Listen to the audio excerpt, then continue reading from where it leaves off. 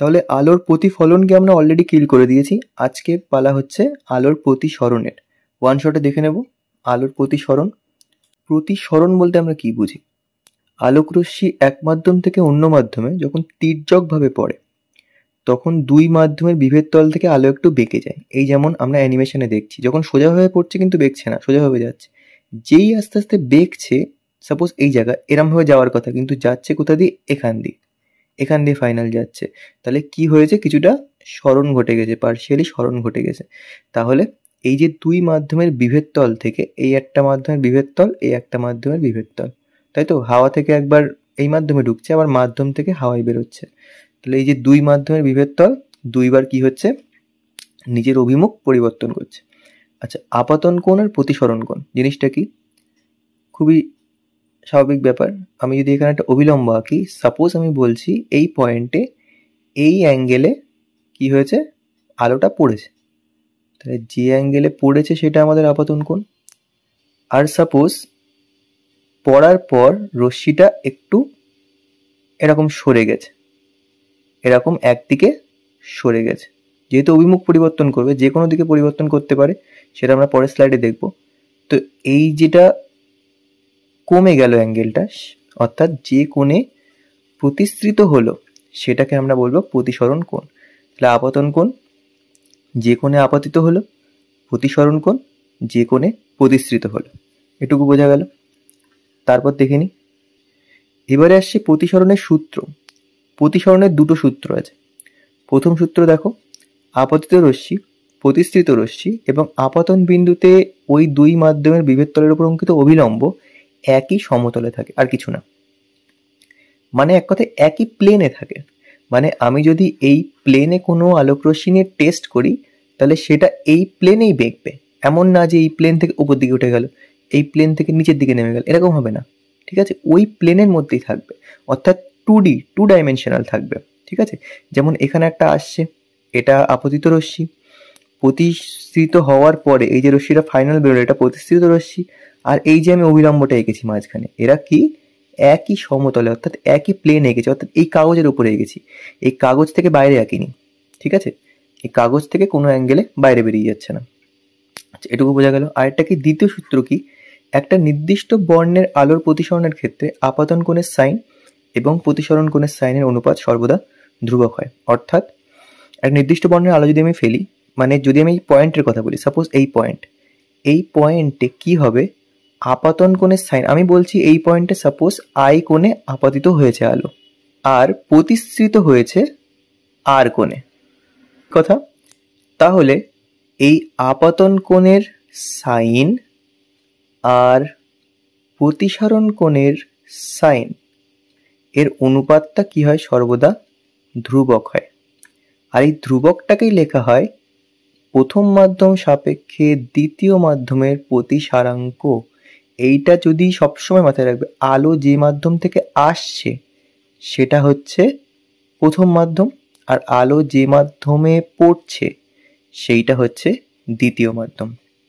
ঠিক আছে, তাহলে সাইন আই বাই সাইন আর কি হয়? ধ্রুবক হয়। আর সেটা প্রথম মাধ্যম সাপেক্ষে দ্বিতীয় মাধ্যমের প্রতিসারাঙ্ক হয়। ঠিক আছে, তাহলে কি আর আর আর ওয়ান মিউ টু অর্থাৎ প্রথম মাধ্যম সাপেক্ষে দ্বিতীয় মাধ্যমের প্রতিসারাঙ্ক, এটাকে লেখা হয় কিভাবে বলতো? এটাকে লেখা হয় mu two by mu one. এইটা হচ্ছে টুইস্ট। ঠিক আছে, প্রথম মাধ্যম সাপেক্ষে দ্বিতীয় মাধ্যমের প্রতিসারাঙ্ক লেখা হয় mu two by mu one. অর্থাৎ আমি যদি এক লাইনে সামারাইজ করতে চাই, তাহলে আমি এরকম লিখবো, আপাতন কোণের সাইন বাই প্রতিসরণ কোণের sine equal to 1 mu two equal to mu two by mu one. এইটা হচ্ছে আমার দ্বিতীয় সূত্র, খুব ইম্পর্টেন্ট কেস। ঠিক আছে, রে অপটিক্সে বহুত ইউজ হবে, এর পরবর্তী ক্লাসে যখনই দেখবে বহুত ইউজ হবে এই ফর্মুলাটা। ঠিক আছে, প্রতিসরণের সব থেকে ইম্পর্টেন্ট ফর্মুলা এইটা, যে কোনো গাণিতিক প্রমাণের ক্ষেত্রে এবং অঙ্কের ক্ষেত্রে। আচ্ছা গেল, তারপর চলো এরপরে আসছে প্রতিসরণের ফলে আলোক রশ্মির চ্যুতি কিভাবে ঘটবে। ঠিক আছে, আমি বলছিলাম না, এই যে সাপোজ আমি বলছিলাম কাছে আসবে নাকি দূরে যাবে, কিভাবে বুঝবো সেটা? তাহলে সেটা যদি আমার বুঝতে হয়, তাহলে আমি দুরকম দেখবো। একটা যদি লঘু থেকে ঘন মাধ্যমে আপতিত হয়, আর একটা যদি ঘন থেকে লঘু মাধ্যমে আপতিত হয় তাহলে কিরকম হবে? আচ্ছা, এটা আমি একটা উদাহরণ দিয়ে সবসময় বোঝাই যে লঘু থেকে, দাঁড়াও এক সেকেন্ড, লঘু থেকে ঘনতে গেছে, ঠিক আছে? অর্থাৎ আমি বলছি তুমি সাধারণ রাস্তায় গাড়ি চালাচ্ছ, তারপরে একটা বালির মধ্যে তোমাকে, একটা মরুভূমির মধ্যে তোমাকে সাইকেল চালাতে বলা হলো, তাহলে কখন তোমার সাইকেল চালাতে বেশি সুবিধা হবে? কখন তোমার সাইকেলের স্পিড বেশি হবে? কখন বেশি হবে? যখন ফাঁকা রাস্তায় চালাচ্ছ অবভিয়াসলি তখন বেশি হবে। আর যখন তুমি ঘন মাধ্যম অর্থাৎ বালি বা জলের মধ্যে সাইকেল চালাবে তখন কি হবে? তোমার স্পিড কমে যাবে। কমে যাবে না? এই যেমন স্পিড যদি কমে যায়, আমি বলি, আমি এরকম একটা ট্রিকের মাধ্যমে মাথায় রাখি আর কি, ঠিক আছে? আমি এরকম একটা ট্রিকের মাধ্যমে মাথায় রাখতে বলি। সাপোজ এখানে পড়েছে, ঠিক আছে? এবার বলো এ কি বেশি দূরে যাবে নাকি কাছে আসবে? যদি লঘু থেকে ঘনতে আসে, যদি লঘু থেকে ঘনতে আসে তাহলে কি হয় বলো? স্পিড কমে যাবে, কাছে চলে আসবে, আর যেতে পারবে না দূরে, ঠিক আছে? আর যদি উল্টো বলি, অর্থাৎ ঘন থেকে লঘুতে যাচ্ছে, ঘন থেকে লঘুতে যাচ্ছে, অর্থাৎ তুমি বালির মধ্যে হাঁটছিলে, তারপরে সোজা প্লেন রোডে চলে এসছো, কোথায় কি হবে? স্পিড বেড়ে যাবে না? তাহলে এখানে পড়বে আর স্পিড কি হবে? একদম এইরকম ভাবে বেড়ে যাবে, এরম ভাবে বেড়ে চলে যাবে, ঠিক আছে? যাওয়ার কথা ছিল এরকম, গেল, বেড়ে গেল। আর এখানে যাওয়ার কথা ছিল এরকম, কাছে চলে আসলো, স্পিড কমে গেল, ঠিক আছে? এটা সিম্পল ট্রিকের মাধ্যমে মাথায় রাখতে পারো, এরকম কোনো ব্যাপার না। আচ্ছা, আর একটা ফ্যাক্ট কি, রাতের আকাশে তারারা ঝিকমিক করে কেন? খুবই সহজ কারণ, কারণ বায়ুমণ্ডলের বিভিন্ন স্তরের মাধ্যমে তারারা আমাদের থেকে বহুত বহুত আলোকবর্ষ দূরে, তো সেখান থেকে আলো আসতে হয়, বহুত রাস্তা পার করে আসতে হয় আলো। বায়ুমণ্ডলের বিভিন্ন স্তরের উষ্ণতা এবং ঘনত্বের পরিবর্তন এর হতে থাকে, ফলে প্রতিসারাঙ্কেরও পরিবর্তন হয় অবশ্যই। ফলে কি হয়? তারাগুলি থেকে আগত আলোকরশ্মির গতিপথ এবং উজ্জ্বল এর পরিবর্তন ঘটে অবশ্যই। আমাদের বায়ুমণ্ডলে কতগুলো লেয়ার আছে, তাই তো? এবার এই সব কটা লেয়ার যখন চেঞ্জ হচ্ছে তখন আলোকরশ্মি কিছু এদিকে যাচ্ছে, কিছুটা এদিক যাচ্ছে, কিছু এদিক যাচ্ছে, কিছু এদিক যাচ্ছে, তো আলটিমেটলি আমাদের উপরে আস্তে আস্তে না অনেক কি হয়, অনেকটা রিফ্র্যাকশন হয়, কিছুটা আলো কি বলে ওটাকে, ডিসপারশন হয়। তো সব কিছু মিলিয়ে মিশিয়ে আলোকরশ্মির গতিপথ পরিবর্তন হতে হতে যখন আমাদের চোখে এসে পৌঁছে, আমরা কি করে, আমরা কি দেখি? ব্লিঙ্ক করছে আলোটা, ঠিক আছে? আর কিছু না। তারপর চলো,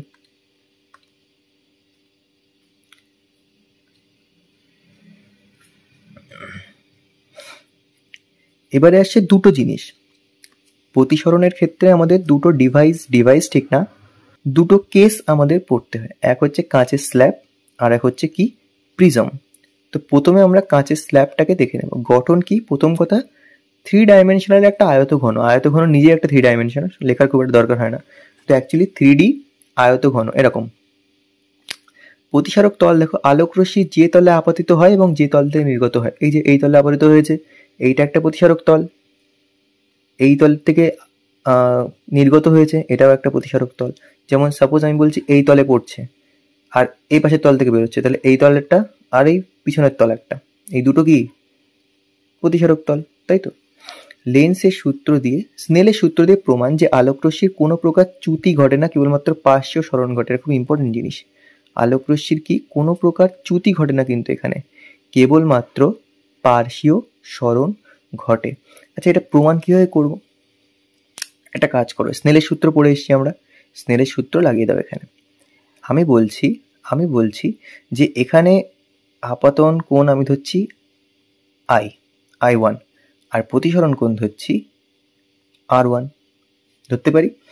আর এখানে আমি ধরছি, আচ্ছা এক সেকেন্ড, ওয়েট, I1 ধরার কোনো দরকার নেই। আমি এখানে I ধরছি সিম্পলি, আর এখানে R ধরছি সিম্পলি, ধরতে পারি। আচ্ছা, একটা কথা বলো, এই দুটো অভিলম্ব, এই দুটো দাঁড়াও অন্য কালি দিয়ে আঁকি, এইটা একটা অভিলম্ব, এটাও একটা অভিলম্ব, আর এটা কি ছেদক, তাহলে আমি একান্তর কোণ বলতে পারি না এটার সাথে এটা, তাহলে এটা যদি আর হয় এটাও আর হবে, এটা যদি আর হয় এটা কি হবে? আই হবে। আচ্ছা, এবার আমি একটা কথা বলি, এখানে আমি একটা ইকুয়েশন লিখছি।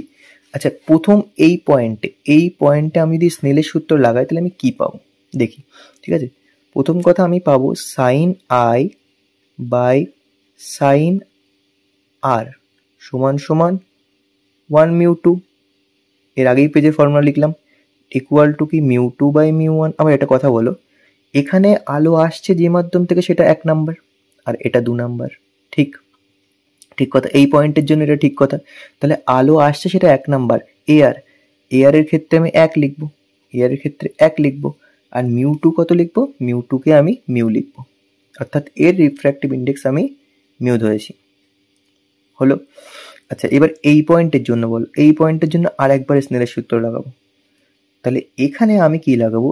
Sign r by sine i, কারণ এখানে আর হচ্ছে আপতন কোণ, এই পয়েন্টের জন্য আর আপতন কোণ আর আই প্রতিসরণ কোণ, তাই তো? তাহলে sine r divided by sine i গেল, ইকুয়াল টু কি লিখবো? 1 মিউ টু। এবার টুইস্ট কি, এখানে মিউ টু কিন্তু উল্টে গেল, এখানে আলো আসছে এই মাধ্যম থেকে আর যাচ্ছে এই মাধ্যমে, অর্থাৎ এখানে আই হচ্ছে মিউ আর টু হচ্ছে 1। ঠিক কথা। আচ্ছা, এইবার আচ্ছা এক সেকেন্ড, এক্সট্রিমলি সরি।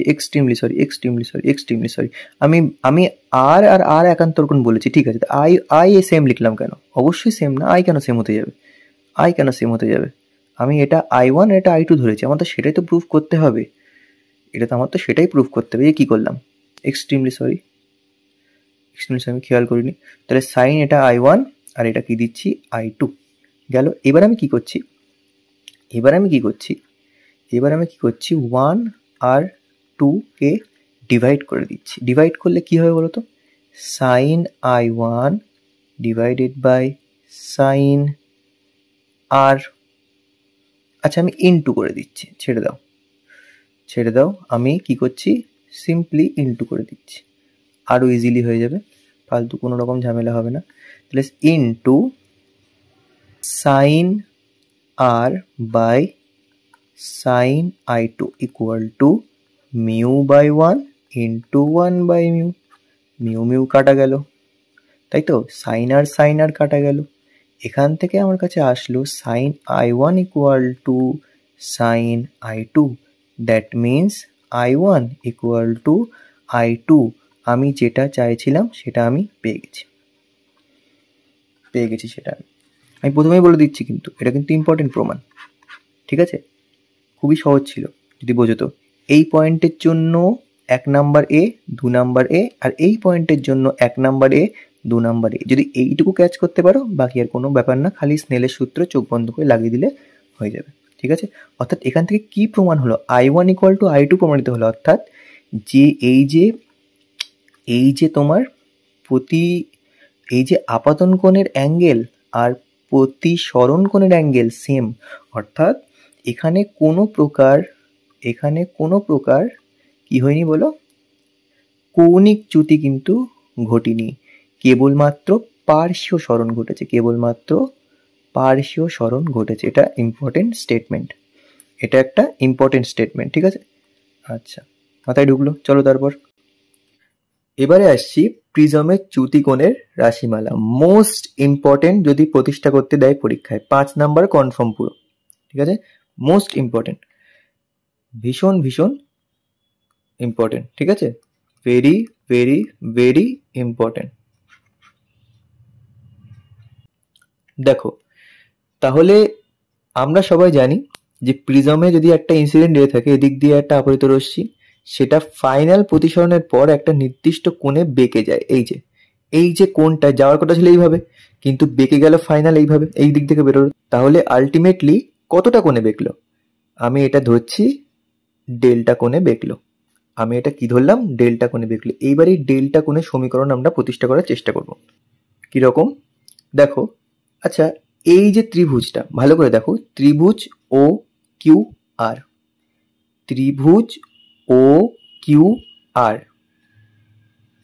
আচ্ছা, কোন ত্রিভুজের বহিস্থ কোণ অন্তস্থ বিপরীত কোণের যোগফলের সমান, আমরা সবাই জানি। আচ্ছা তাহলে ত্রিভুজ এই ও কিউ আর, এই ত্রিভুজটার দিকে ভালো করে তাকাও। এই যে ত্রিভুজটা, মাঝখানে ত্রিভুজটা, এর বহিস্থ কোণ তো এইটা, এর বহিস্থ কোণই তো অ্যাঙ্গেল অফ ডেভিয়েশন, অর্থাৎ যেটা আমার বার করতে হবে সমান সমান। আচ্ছা অন্তস্থ বিপরীত কোণ মানে কারা? অন্য কালি দিয়ে আঁকি, অন্তস্থ বিপরীত কোণ মানে কারা?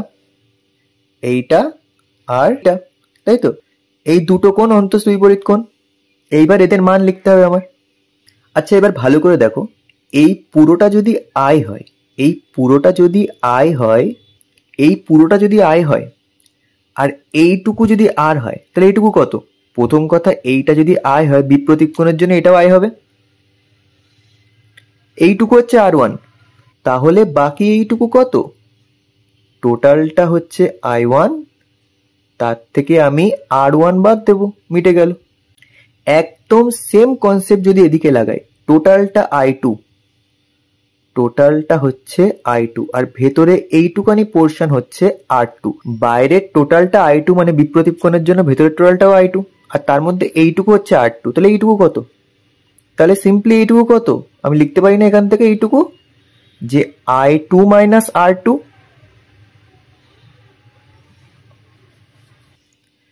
তাহলে এই বহিস্থ কোণ অন্তস্থ বিপরীত কোণ দুটোর যোগফলের সমান হবে, তাই তো হবে? তাহলে আমি লিখে দিই সিম্পলি। তাহলে বহিস্থ কোণ ডেল্টা লিখলাম, আর অন্তস্থ বিপরীত কোণ কারা কারা এক্ষুনি বার করলাম। i1 minus r1 plus i2 minus r2, কোনো আপত্তি নেই। এটা যদি সাজিয়ে লিখি একটু, প্লাসগুলোকে একদিকে করো আর মাইনাসটা কমন নাও, তাহলে আলটিমেটলি আমি এরকম লিখতে পারবো। পারবো তো লিখতে? আচ্ছা এই আমার গেল, এইটুকু পড়ে থাকলো, গেল এইটুকু পরিষ্কার ক্লিয়ার হলো, বোঝা গেল, আর কোনো অসুবিধা নেই। আচ্ছা এবার একটা জিনিস দেখো, আমি বলছি, এইবারে ফোকাস করো এই ত্রিভুজটার দিকে, এই পুরো এই ত্রিভুজটার দিকে আমি আউটলাইন করছি, এই ত্রিভুজটার দিকে ভালো করে ফোকাস করো। এর অ্যাঙ্গেলগুলো আমাকে বলো একটা একটা করে, এই অ্যাঙ্গেলগুলো আমি একটা একটা করে লিখবো। কি কি বলো? আচ্ছা প্রথম কথা মাথায় রাখো, এটা কিন্তু অভিলম্ব, অর্থাৎ এই টোটালটা 90, এই পাশের এই টোটালটাও 90, তাই তো? তাই হবে। আর বাকি থাকে এইগুলো, এগুলো আমরা একটা একটা করে লিখবো। বলো তো কি লেখা যায় আলটিমেটলি? আমি বলছি ত্রিভুজ এ কিউ এন আর থেকে আমি কি কি লিখতে পারি, অর্থাৎ এই কোণটা, এই কোণটা, এই কোণটা আর এই কোণটা, তিনটেকে যোগ করে 360 হবে। এটা তো ত্রিভুজের বৈশিষ্ট্য, ত্রিভুজের চারটে কোণকে যোগ করলে কত হয়? 360 হয়। তাহলে প্রথমে লিখছি কোণ এ প্লাস এই পাশের এই কোণটা 90, এই পাশের এই কোণটা 90, তাহলে আমি 90 প্লাস 90 লিখি, 90 প্লাস 90 গেল, প্লাস লাস্ট হচ্ছে এই কোণটা, লাস্ট হচ্ছে এই কোণটা, এই কোণের নাম কি? কিউ এন আর, তাই তো? কিউ এন আর এই কোণের নাম। চতুর্ভুজের এই চারটে কোণকে যোগ করলে কত হবে? 360 হবে। আচ্ছা এইবার আমি এদিকে এ প্লাস কিউ এন আর রেখে দিচ্ছি। ইকুয়াল টু কি লেখা যায়? ইকুয়াল টু এই 90 প্লাস 90 যোগ করলে 180 হবে, এটা আমি এদিকে পাঠিয়ে দিতে পারি। তাহলে 360 মাইনাস 180 হয়ে যাবে, অ্যাকচুয়ালি 180 হয়ে যাবে। ঠিক আছে, এটা আমি 1 নম্বর ইকুয়েশন হিসেবে ফেলে রাখি, গেল। এইবার দেখো, এইবার ফাইনাল স্টেপ দেখো, এইবার এই ত্রিভুজটার দিকে একবার ফোকাস করো তো, এইবার এই ত্রিভুজটার দিকে একবার ফোকাস করো তো, অর্থাৎ ত্রিভুজ কিউ এন আর, এই ত্রিভুজের তিনটে কোণকে যোগ করলে কত হবে? 180 হবে। হ্যাঁ স্যার 180 হবে, অর্থাৎ এই কোণ, এই কোণ, এই কোণ, তিনটেকে যোগ করলে 180 হবে। এটুকু মানছো তো? কিউ কোণের মান কত? r1 প্লাস আর কোণের মান কত? r2 প্লাস আর কি একটা আছে? কিউ এন আর। তিনটে কোণকে যোগ করলে কত হবে? 180 ডিগ্রি। 180 ডিগ্রি, এটাকে আমি 2 নাম্বার দিলাম। আচ্ছা এবার 1 আর 2 কে তুলনা করো। এইবার যদি আমি 1 আর 2 কে তুলনা করি তাহলে কি পাবো? 1 আর 2 কে তুলনা করি, এদিকেও 180, এদিকেও 180, এদিকেও কিউএনআর, এদিকেও কিউএনআর, এদিকে এ এর জায়গায় এদিকে r1 প্লাস r2। তাহলে আমি 1 আর 2 তুলনা করে বলতে পারি না, 1 আর 2 তুলনা করে আমি বলতে পারি না এখান থেকে যে কোণ এ equal to r1 plus r2? হ্যাঁ বলতে পারি, অবশ্যই বলতে পারি। কোন a equal to r1 plus r2 বলতে পারি। এইবার এই r1 প্লাস r2টা মানে a, তাহলে এইখানে এই যে r1 প্লাস r2 আমি বার করে রেখেছিলাম এই যে এখানে, সেখানে আমি a বসিয়ে দিতে পারি না? হ্যাঁ স্যার বসিয়ে দিতে পারি, কোনো আপত্তি নেই, বসিয়ে দাও তাহলে। তাহলে ডেল্টা ইকুয়াল টু কি আসলো? i1 plus i2 minus i1 plus i2 minus a। এইটাই হচ্ছে প্রিজমের চ্যুতিকোণের ফেমাস রাশিমালা। দুটো জিনিস মাথায় রাখবে, এইটা আর এইটা, a equal to r1 plus r2, আর এই যে ফর্মুলাটা আসলো। যদি চ্যুতিকোণের রাশিমালা প্রতিষ্ঠা করতে বলে তাহলে এইটা তোমাকে ফাইনালাইজ প্রতিষ্ঠা করে দিতে হবে, এই রাশিমালাটা। ঠিক আছে, এটা খুবই ইম্পর্টেন্ট, একদম 5 মার্কস পুরো কনফার্ম করে দেয়। ঠিক আছে, এটা পুরো 5 মার্কসের ভীষণ ইম্পর্টেন্ট একটা কোয়েশ্চেন হয়ে যায়। ঠিক আছে, এবারে আসছি কি লেন্সের প্রকারভেদ। লেন্স মেইনলি ক রকমের হয়? অবতল বা অপসারী, উত্তল বা অভিসারী। ঠিক আছে, আচ্ছা অবতল লেন্স আবার 3 রকম, উত্তল লেন্সও আবার 3 রকম। অবতল লেন্স কিরকম দেখো, উভাবতল, নামের মধ্যে লুকিয়ে আছে উভয় দিক অবতল, তাদেরকে উভাবতল, অর্থাৎ অবতল প্লাস অবতল, এদিকটাও অবতল আবার এদিকটাও অবতল। ঠিক আছে, আর একটা কি সমতল অবতল, অর্থাৎ একদিক সমতল একদিক অবতল, একদিক সমতল একদিক অবতল। ঠিক আছে, উত্তল অবতল মানে একদিক উত্তল একদিক অবতল, সন্ধি বিচ্ছেদ করো জাস্ট, আর কিছু না, একদিক উত্তল একদিক অবতল। উত্তল লেন্সেরও সেম, উভোত্তল, অর্থাৎ উত্তল প্লাস উত্তল, উভয় দিক উত্তল, এটা উত্তল এটা উত্তল। সমতলোত্তল অর্থাৎ সমতল প্লাস উত্তল, সন্ধি বিচ্ছেদ। অবতলোত্তল, সন্ধি বিচ্ছেদ করো, অবতল প্লাস উত্তল, এদিক অবতল এদিক উত্তল। ঠিক আছে, এগুলো কিছু লেন্সের প্রকারভেদ, আর কিছু না। ঠিক আছে, এবারে দেখে নেব লেন্স সংক্রান্ত কিছু কি ডেফিনেশন, অর্থাৎ লেন্স সংক্রান্ত কিছু আমাদের কিছু ডেফিনেশন দেওয়া আছে বইতে, সংজ্ঞা দেওয়া আছে, সেগুলো দেখে নেব। দেখো প্রথমে বলছে বক্রতা কেন্দ্র। বক্রতা কেন্দ্র কি? কিচ্ছু না, আমি বলছি লেন্স এইটুকু, আমার কাছে এইটুকু লেন্স দেওয়া, আমার কাছে এইটুকু লেন্স দেওয়া। এইবার আমি যদি একটা সারফেস বরাবর এই যে বৃত্তটা অর্ধবৃত্ত হয়ে আছে, এই অর্ধবৃত্তটাকে যদি আমি কমপ্লিট করার চেষ্টা করি, তাহলে আমি যে বৃত্ত পাবো, সেই বৃত্তের যে কেন্দ্র হবে সেটা হচ্ছে আমার বক্রতা কেন্দ্র। মিটে গেল। বক্রতা ব্যাসার্ধ কি? বক্রতা ব্যাসার্ধ কিছুই না, এই যে বৃত্তটা তৈরি হলো, এই যে বৃত্তটা তৈরি হলো, অর্থাৎ এই যে অর্ধবৃত্তাকার লেন্সটা যে বৃত্তের অংশ, তার ব্যাসার্ধকেই বলে, সিম্পল কথা, তার ব্যাসার্ধকেই বলে। তারপর প্রধান অক্ষ। প্রধান অক্ষ বলতে কি, দেখো লেন্সের, আচ্ছা দেখো এদিকে একটা বৃত্ত হলে এদিকেও একটা বৃত্ত হবে, এদিকেও একটা বৃত্ত হবে, অর্থাৎ দুটো তলের জন্য যে যে বৃত্ত তৈরি হয়েছে তাদের যে বক্রতা কেন্দ্র, তাদেরকে জয়েন করলে যে সরলরেখা পাওয়া যায়, সেটাকে আমরা কি বলবো? সেটাকে আমরা কি বলবো বলো? প্রধান অক্ষ। ঠিক আছে, আচ্ছা এবার আসছি উন্মেষ। উন্মেষ কি জিনিস? উন্মেষ কি বলেছি, এই জিনিসটাকে দেখো, এই যে এই পয়েন্টটাকে যদি নাম দিই আমি এ, এই পয়েন্টটাকে যদি নাম দিই আমি বি, তাহলে আমি এখানে কি বলবো বলো? এই যে লেন্সের অ্যাকচুয়ালি যে ব্যাস এই বরাবর, এই বরাবর, এইটাকে আমরা কি বলি? উন্মেষ বলি, অর্থাৎ এই চিত্র অনুযায়ী আমরা এ বি কে বলবো উন্মেষ। ঠিক আছে, অর্থাৎ এই পোর্শনটাকে বলবো উন্মেষ। ঠিক আছে, আচ্ছা এরপরে আসছি আমরা আলোক কেন্দ্র। আলোক কেন্দ্র কি? যে লেন্সের মধ্যে এমন একটা পয়েন্ট, লেন্সের মধ্যে এমন একটা পয়েন্ট, যে পয়েন্ট দিয়ে আলোক রশ্মি যদি পাস করানো হয় তাহলে তার কোনো চ্যুতি হয় না। অর্থাৎ বুঝলাম না কি বোঝাতে চাইলাম, অর্থাৎ এমন একটা পয়েন্ট, যে পয়েন্ট দিয়ে আমি যেই রশ্মি পাঠাবো, অর্থাৎ দাঁড়াও এক সেকেন্ড, যদি আমি বলি এরকমভাবে রশ্মি পাঠাচ্ছি আমি, ঠিক আছে, রশ্মিটা একটু বেঁকবে, একটু বেঁকার পরে এই যে পয়েন্ট দিয়ে গেল, যাওয়ার পরে রশ্মির কোনো রকম চ্যুতি হলো না, যে বরাবর এসেছিল সেই বরাবরই চলে গেল, এই পয়েন্টটাকে আমি বলবো আলোক কেন্দ্র। সংজ্ঞা বললে কি বলবো, ভেতরে আমরা বলবো লেন্সের ভেতরে এমন একটা বিন্দু, ঠিক আছে, যে বিন্দু দিয়ে আলোক রশ্মি গেলে আলোক রশ্মির প্রতিফলনের পর কোনো রকম কি হয় না, কোনো রকম চ্যুতি হয় না। এরপরে দেখে নেব লেন্সের ফোকাস। ফোকাস বলতে কি দর্পণের ফোকাসের কথা মনে আছে? দর্পণের ফোকাস কি ছিল?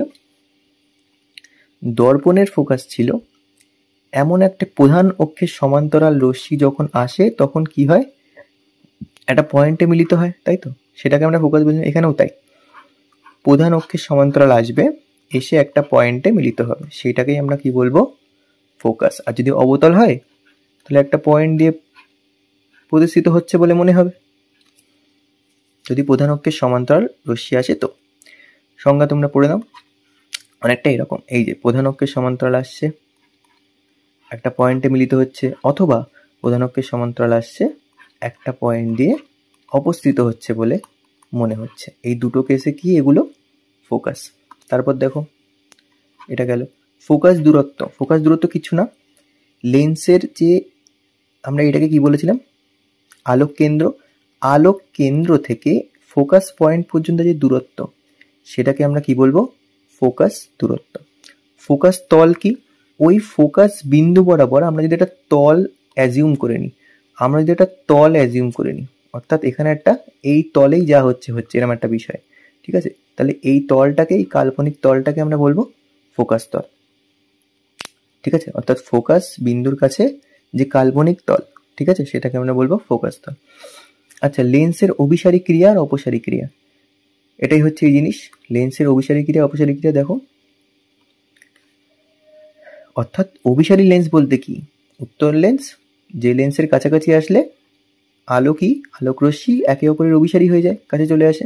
আর অপসারী ক্রিয়া বলতে যদি অবতল লেন্স নিই তাহলে কি হয়, একে অপর থেকে দূরে সরে যায়, তাই তো, তো এটা হচ্ছে অপসারী।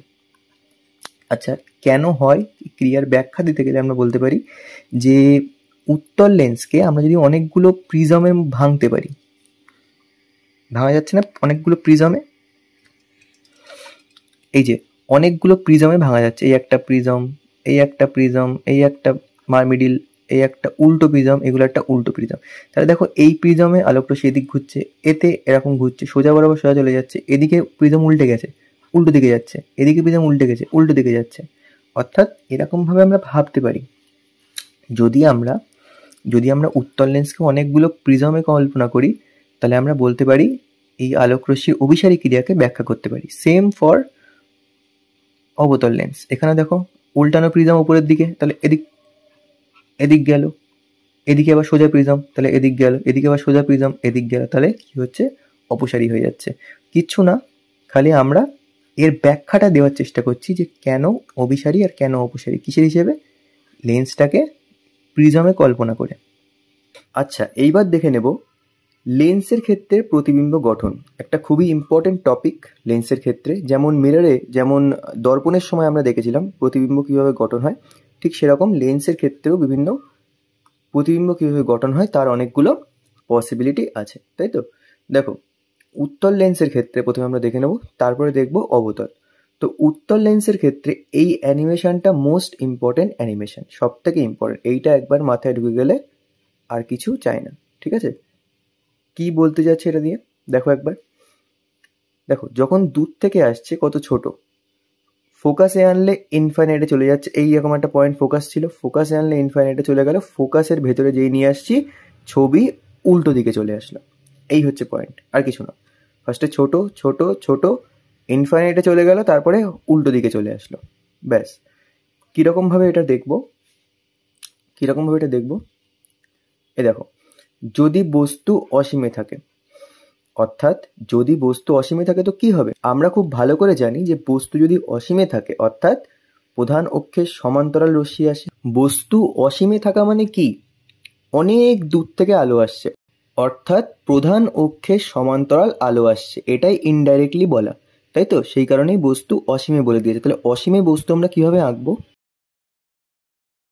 অসীম দূর থেকে, অর্থাৎ অনেক দূর থেকে সমান্তরাল সরলরেখা আসছে, অর্থাৎ আমরা এখানে একটা অসীম থেকে আলোক রশ্মি আসছে এবং ফোকাস দিয়ে যাওয়ার চেষ্টা করছে, সুতরাং আমরা এখানে একটা ছোট্ট ইমেজ ফোকাসে পাচ্ছি। কোথায় পাচ্ছি? ফোকাসে পাচ্ছি।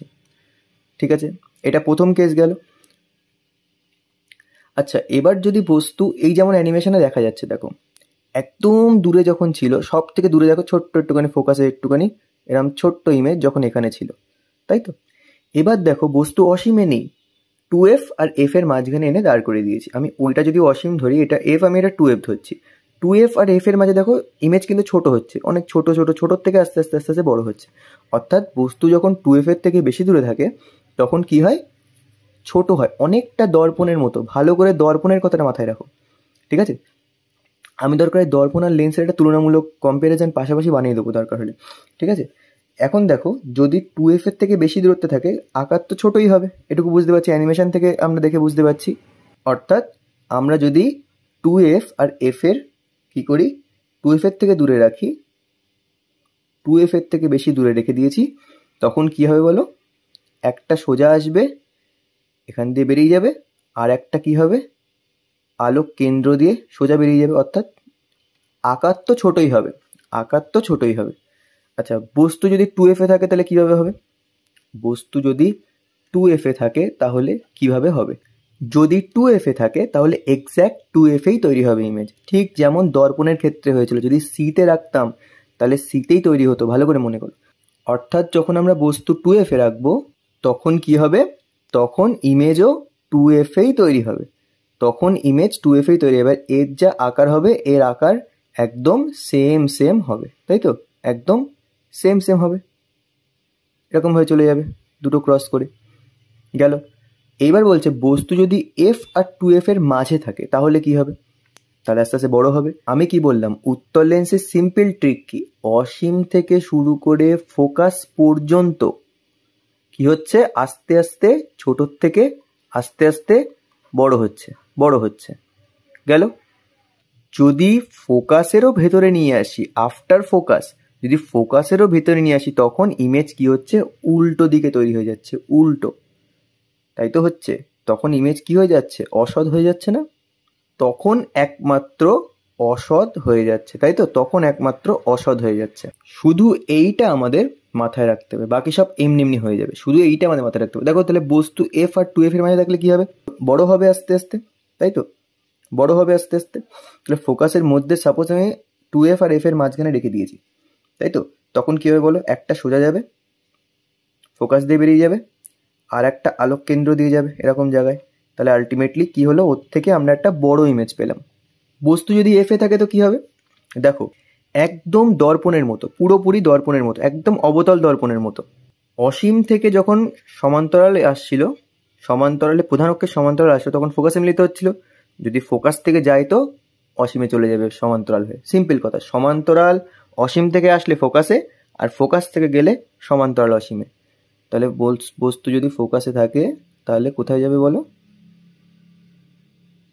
একটা সোজা বেরিয়ে যাবে আলোক কেন্দ্র দিয়ে, আর একটা এখান থেকে সোজা বেরিয়ে যাবে এই বরাবর। সুতরাং এরা কোনোদিন মিল খাবে না, সোজা চলে যাবে একদম অসীমে গিয়ে মিল খাবে। অসীমে গিয়ে মানে মিল খাবে না, অসীমে গিয়ে প্রতিবিম্ব তৈরি হবে, আমরা এরকম বলা হয়। বস্তু যদি এফ এর থেকে কম দূরত্বে থাকে, এটা সব থেকে ইম্পর্টেন্ট কেস, সব থেকে ইম্পর্টেন্ট কেস। এই ক্ষেত্রেই একমাত্র অসৎ আর সমশীর্ষ তৈরি হয়, তাই তো? এই ক্ষেত্রে একমাত্র অসৎ আর সমশীর্ষ তৈরি হয়, এবং বিবর্ধিত অবশ্যই, বিবর্ধিত ইমেজ তৈরি হয়। বাকি সব ক্ষেত্রে নর্মাল। অর্থাৎ যদি আমরা ফোকাসেরও ভেতরে কোনো জিনিসকে রেখে দিই তখন কি হবে বলো? সোজা যাবে, ফোকাস দিয়ে যাবে, আর একটা সোজা আলোক কেন্দ্র দিয়ে যাবে। কিন্তু এগুলো ডটেড লাইন দিয়ে যদি আমরা পিছন দিকে বাড়াই তাহলে আমরা একটা এখানে ভার্চুয়াল ইমেজ দেখতে পাবো। ভার্চুয়াল বলতে অসৎ বিম্ব খুঁজে পাবো, ঠিক আছে?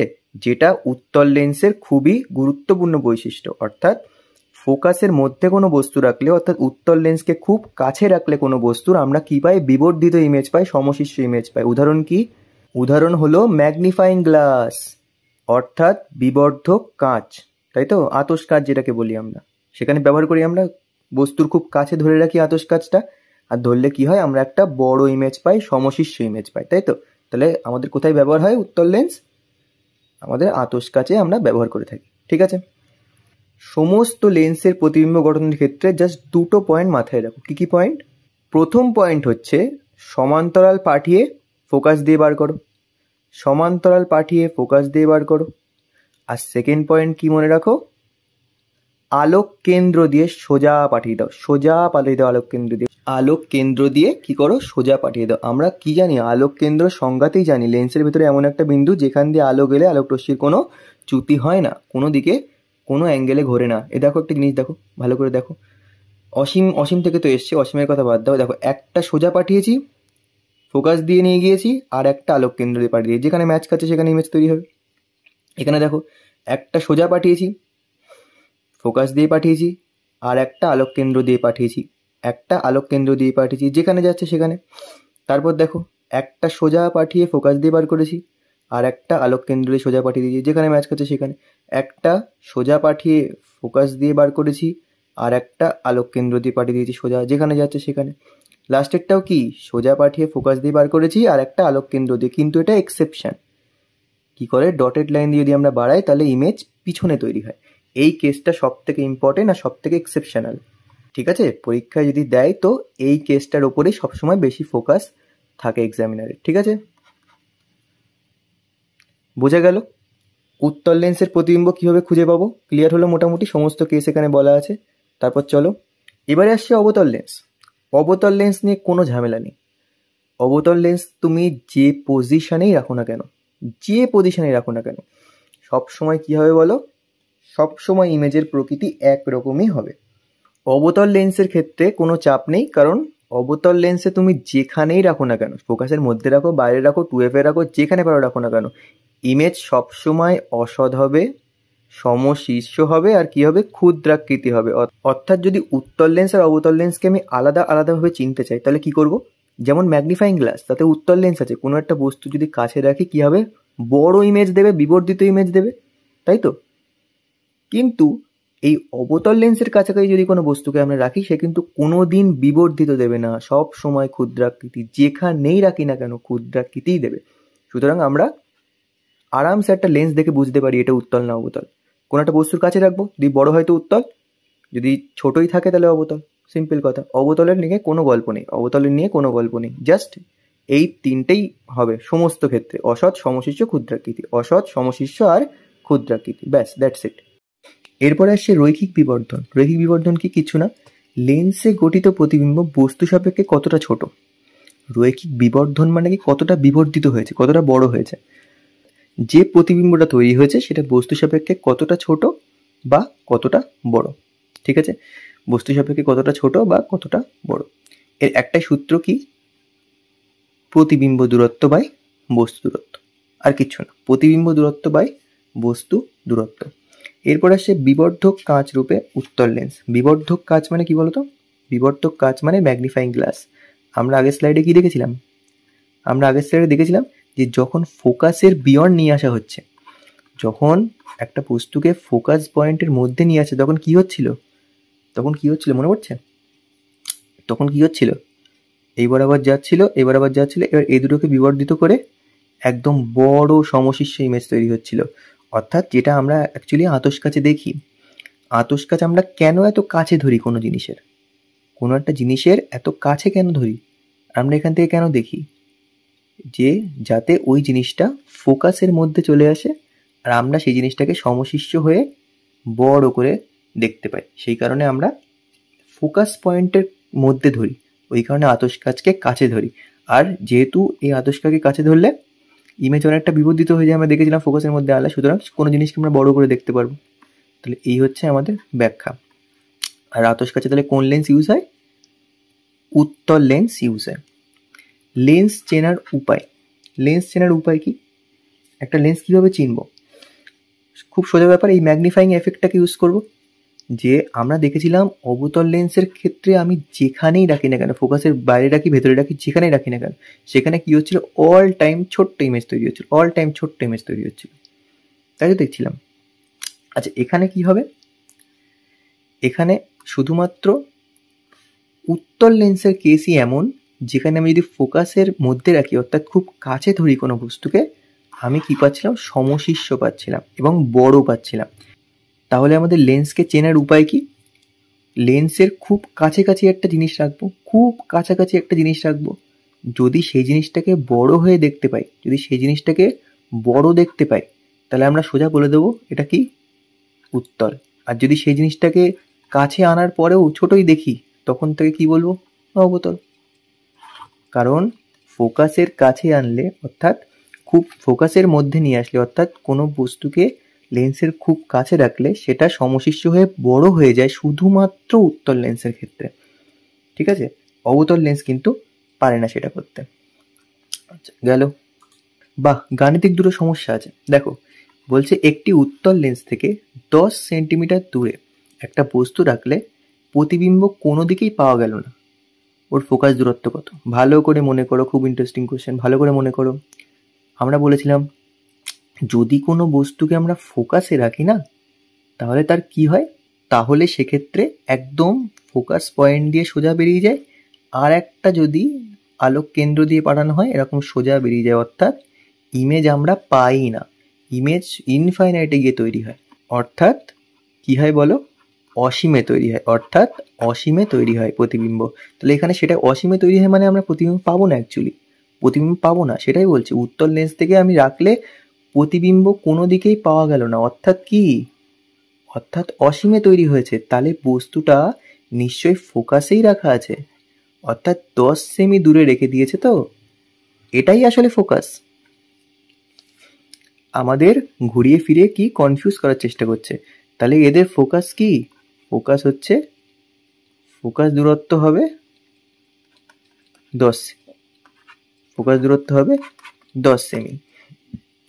আচ্ছা এবার দেখো, উত্তল লেন্স থেকে একটা বস্তু 20 সেন্টিমিটার দূরে আছে এবং প্রতিবিম্ব 10 সেন্টিমিটার দূরে তৈরি হয়েছে, ওই প্রতিবিম্বের রৈখিক বিবর্ধন কত? আচ্ছা আমরা রৈখিক বিবর্ধনের ফর্মুলা পড়েছিলাম, রৈখিক বিবর্ধনের ফর্মুলা পড়েছিলাম, কি পড়েছিলাম, প্রতিবিম্ব দূরত্ব ডিভাইডেড বাই বস্তু দূরত্ব, এটাই পড়েছিলাম, তাই তো? আচ্ছা এখানে বলো প্রতিবিম্ব দূরত্ব কত? এখানে প্রতিবিম্ব দূরত্ব বলে দিয়েছে 10 সেন্টিমিটার দূরে গঠিত হয়েছে, আর লেন্সের থেকে একটা বস্তু 20 সেন্টিমিটার দূরে আছে, অর্থাৎ 1/2, অর্থাৎ 0.5। এটাই হবে কি এর রৈখিক বিবর্ধন, তাই তো? সিম্পল ফর্মুলার অ্যাপ্লিকেশন, আর তো কিছু না, ফর্মুলা তো একটাই। ঠিক আছে, ব্যাস এই গেল তোমাদের ওয়ান শটে আজকে আলোর প্রতিসরণটাও কিল করে দেওয়া হলো। ঠিক আছে, এইভাবে পড়তে থাকো তোমরা। Thank you so much.